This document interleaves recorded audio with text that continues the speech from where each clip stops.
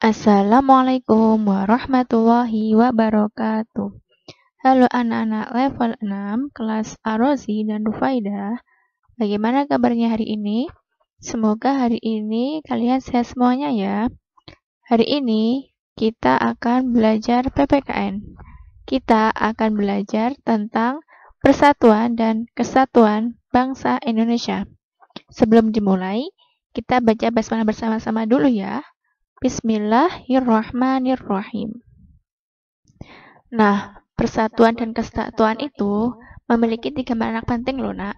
Yang pertama adalah rasa persatuan dan kesatuan itu dapat menjalin kebersamaan dan saling melengkapi antara satu sama lain.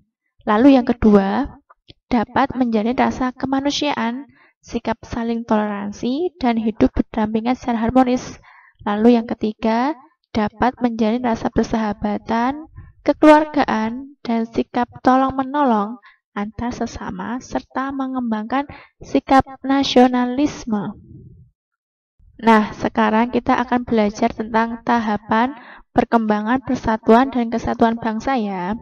Jadi nanti Ustazah akan menjelaskan tahapannya itu bagaimana sih persatuan dan kesatuan bangsa itu. Ada 4 tahap ya, nak diinget-inget ya. Yang pertama itu ada perasaan senasib. Yang kedua adalah kebangkitan nasional, lalu Sumpah Pemuda, dan terakhir proklamasi kemerdekaan. Nah, yang pertama adalah perasaan senasib. Jadi kalian sudah tahu kan Indonesia itu dulu dijajah oleh bangsa lain itu dalam waktu berapa nak? 3 abad lebih ya, sekitar 300 tahunan lebih Indonesia itu dijajah bangsa lain. Nah, karena semua orang itu merasakan ya, dijajah itu nggak enak sekali.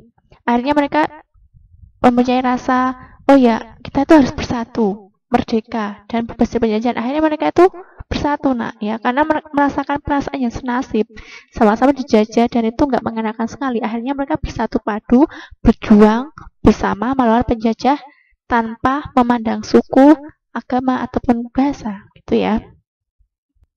Lalu setelah tadi semua rakyat itu bersatu bersama melawan penjajah, akhirnya timbul kebangkitan nasional nak.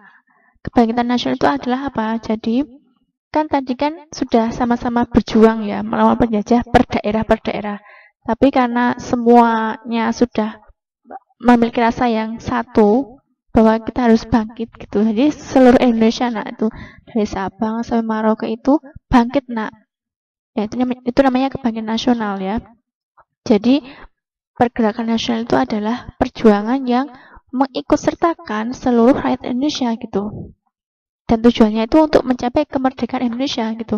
Jadi nanti kan awalnya kan per daerah itu ya berjuang tuh, pertempuran per daerah.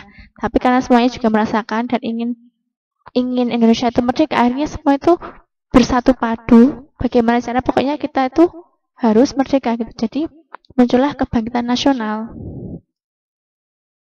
Dan kebangkitan nasional ini ditandai dengan berdirinya Budi Utomo pada tanggal 20 Mei 1908.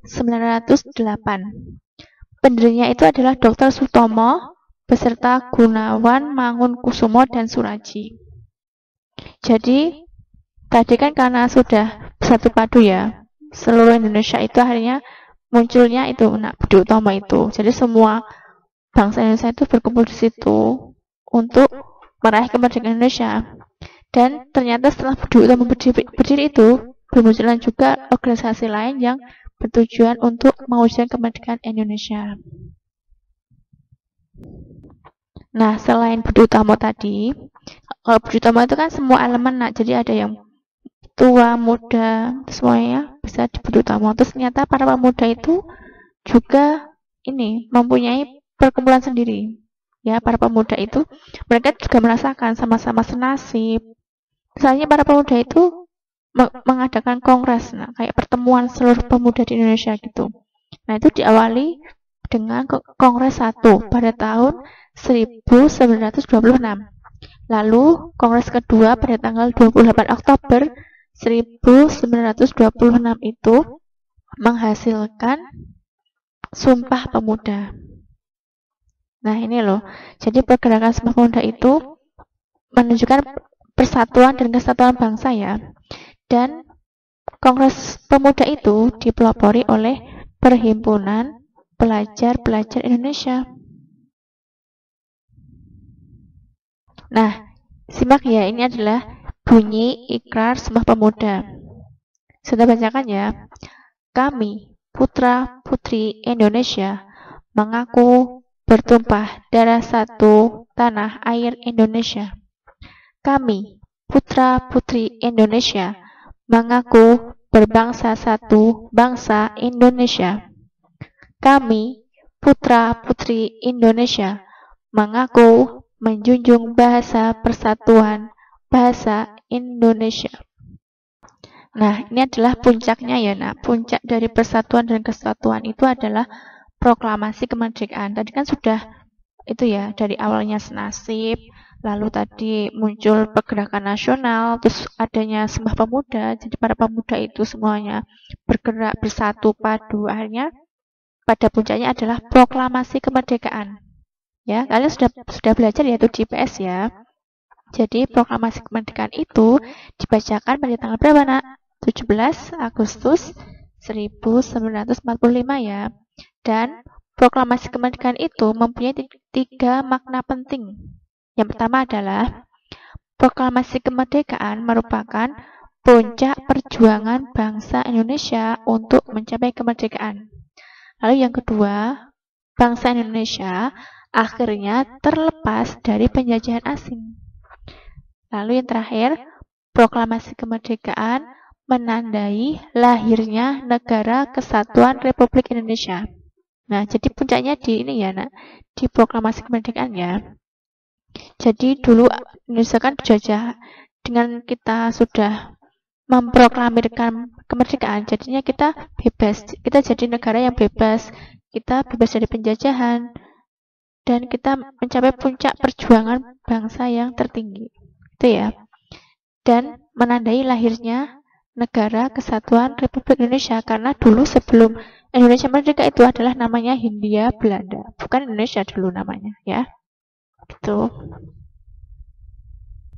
Nah, setelah kita belajar tentang tahapan-tahapan persatuan dan kesatuan Indonesia, kita sekarang akan belajar tentang prinsip-prinsip persatuan dan kesatuan Indonesia. Jadi, persatuan dan kesatuan itu punya prinsip-prinsip ya. Nah, ada 3 prinsip yang paling dikenal itu. Yang pertama adalah prinsip nasionalisme. Artinya apa? Artinya cinta tanah air. Misalnya, kita mengikuti upacara bendera dengan khidmat setiap hari Senin itu ya. Itu menunjukkan kalian tuh berarti cinta tanah air ya. Tuh. Lalu yang kedua, prinsip Bhinneka Tunggal Ika. Artinya berbeda-beda tapi tetap satu. Jadi walaupun misalnya kita itu orang Jawa ya, Jawa Tengah. Kita dari daerah Jawa Tengah, tapi kita itu juga mempelajari kesenian dari daerah lain gitu. Jadi kita tuh nggak boleh egois ya gitu. Jadi walaupun kita tinggalnya di Jawa Tengah, tapi kita juga harus tahu, oh daerah lain itu apa sih kebudayaannya, keseniannya itu apa gitu, kita pelajari juga. Biar kita tahu, karena mereka itu juga sama dengan kita, sama-sama bangsa Indonesia. Jadi kita tidak boleh membeda-bedakan ya. Lalu yang ketiga yaitu prinsip kebebasan yang bertanggung jawab. Jadi artinya setiap yang kita lakukan itu harus selalu memperhatikan nilai dan norma atau tata aturan dalam masyarakat. Misalnya, kita sedang berdiskusi sama teman-teman. Ya, kita tidak boleh memaksakan kehendak sendiri kepada orang lain gitu ya.